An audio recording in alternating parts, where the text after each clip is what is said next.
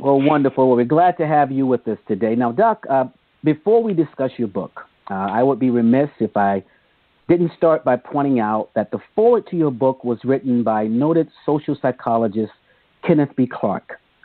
Mm-hmm. Could you begin by sharing with those of our audience who may not be familiar with Dr. Clark a few facts about his work as well as your particular relationship with him?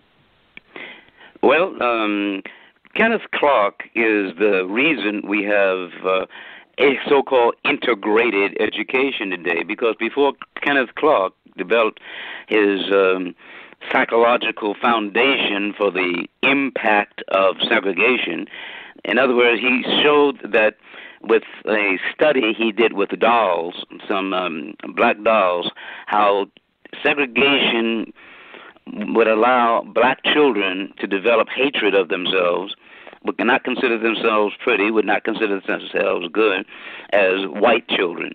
And he showed that in a psychological experiment along with his wife, Mamie Clark. Mm-hmm. In fact, Mamie was the one who did it first because she was getting her master's in psychology at Howard University. But anyway, Kenneth took that material and gave a database. I know data today is not a good word. Facts are not a good word, but those were facts in those days, in the 40s, and how segregation harms a child.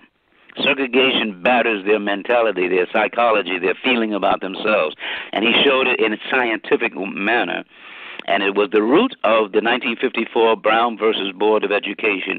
The root of a Supreme Court decision was based upon Kenneth Clark. And all your listeners and all those people who are studying in school today about the history of integration and segregation should all know Kenneth Clark. And his book was called Dark Ghetto, written in 1967, and he wrote another book called A Relevant War Against Poverty, and he wrote another book called Pathos of Power. And he and his wife developed a program in my hometown in Harlem. Mm-hmm. It was called the Harlem Youth Opportunities Unlimited, and it gave the acronym HARYOU, HARYOU, to help reorganize Harlem schools.